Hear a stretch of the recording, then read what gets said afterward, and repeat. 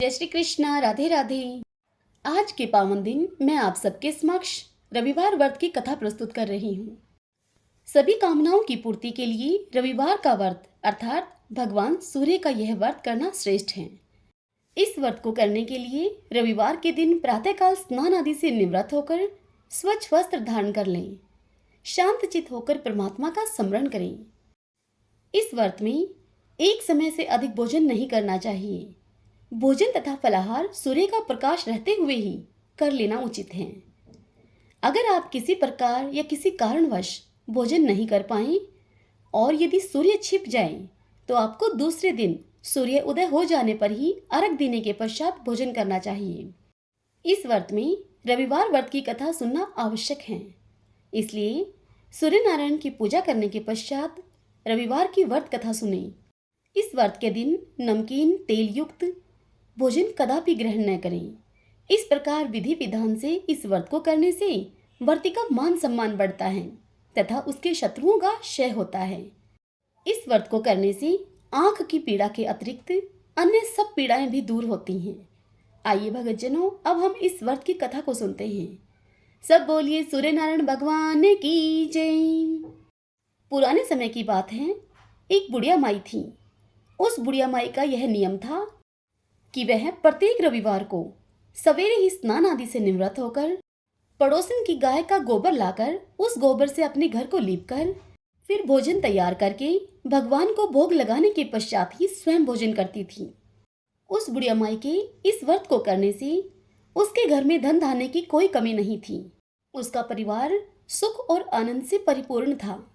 इसी तरह कुछ दिन बीत जाने पर उसकी पड़ोसन एक दिन विचार करने लगी कि यह बुढ़िया माई हमेशा ही मेरी गाय का गोबर लेकर जाती है, और यह सोच अब वह पड़ोसन अपनी गाय को अपने घर के भीतर बांधने लगी। अब बुढ़िया माई को गोबर न मिलने के कारण रविवार के दिन वह बुढ़िया माई घर को न लीप सकी। इसलिए बुढ़िया माई ने न तो भोजन बनाया और न ही भगवान को भोग लगाया तथा स्वयं भी उसने भोजन नहीं किया। इस प्रकार बुढ़िया माई ने निराहार व्रत किया। अब रात हो गई और अब वह भूखी ही सो गई। रात में भगवान सूर्य ने उसे स्वप्न में दर्शन दिए और भोजन न बनाने तथा भोग न लगाने के लिए उससे कारण पूछा। तब बुढ़िया माई ने भगवान सूर्य को गोबर न मिलने का कारण बता दिया। तब भगवान सूर्य ने उससे कहा कि माता, हम तुमको एक ऐसी गाय देते हैं जिससे कि सभी इच्छाएं पूर्ण होती हैं, क्योंकि तुम हमेशा रविवार को गाय के गोबर से घर को लीपकर भोजन बनाकर फिर मेरा भोग लगाकर खुद भोजन जीमती हो।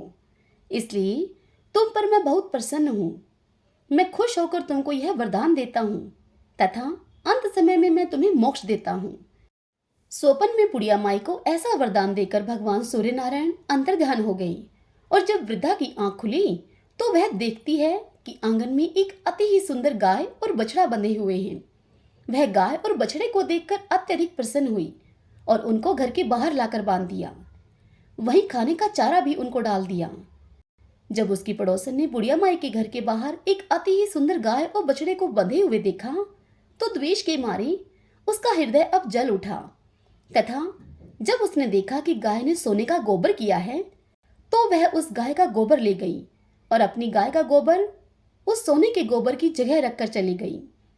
अब वह पड़ोसन नित्य प्रति ऐसा ही करती रही। सीधी सादी बुढ़िया माई को इस बात की खबर तक न हुई। तब सर्वव्यापी भगवान ने सोचा कि चालाक पड़ोसन के कर्म से बुढ़िया माई ठगी जा रही हैं।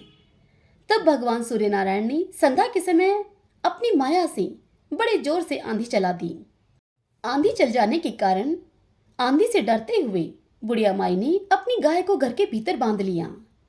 जब सुबह हुई तब बुढ़िया माई ने देखा कि गाय ने सोने का गोबर दिया है।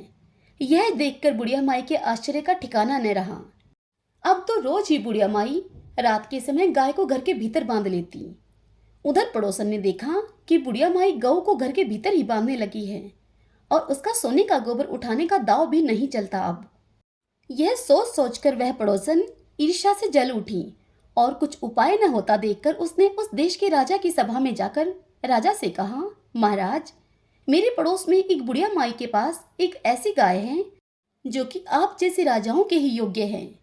वह गाय रोज सोने का गोबर देती है। आप उस सोने से प्रजा का पालन कीजिए। वह बुढ़िया माई इतने सोने का भला क्या करेगी। राजा ने महल में आई हुई उस महिला की इस बात को सुनकर अपने दूतों को बुढ़िया माई के घर से गाय लाने के लिए आज्ञा दे दी। बुढ़िया माई प्रातः ईश्वर का भोग लगाकर भोजन ग्रहण करने ही जा रही थी कि एकाएक राजा के कर्मचारी गाय को खोल कर ले गए। बुढ़िया माई ऐसा होता देखकर बहुत रोई, बहुत चिल्लाई, किंतु कर्मचारियों के समक्ष कोई क्या कहता। बुढ़िया माई की एक न चलने दी।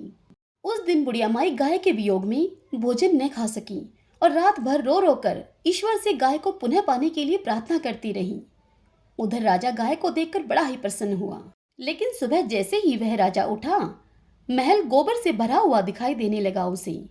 राजा यह देखकर घबरा गया। उसी रात राजा को भगवान सूर्य ने स्वप्न में दर्शन दिए और कहा कि राजा, गाय वृद्धा माई को लौटा दे, इसी में तेरी भलाई है। वृद्धा माई के रविवार के व्रत करने से प्रसन्न होकर मैंने उसको यह गाय दी थी। और यह कहकर भगवान नारायण अंतर्ध्यान हो गए। तत्पश्चात दूसरे दिन राजा ने सुबह ही वृद्धा को बुलाकर बहुत से धन के साथ सम्मान के सहित वह गाय और बछड़ा उसे लौटा दिए। उसके पड़ोसन को बुलाकर उचित दंड दिया राजा ने। इतना करने के बाद राजा के महल से वह गंदगी दूर हो गई। उसी दिन से राजा ने नगरवासियों को यह आदेश दिया कि राज्य तथा अपनी समस्त मनोकामनाओं की पूर्ति के लिए रविवार को व्रत करो। रविवार का व्रत करने से नगर के सभी लोग सुखी जीवन व्यतीत करने लगे। अब कोई भी बीमारी तथा प्रकृति का कोई भी प्रकोप उस नगर पर नहीं होता था। सारी प्रजा सुख से रहने लगी। सब बोलिए सूर्य नारायण भगवान की जय।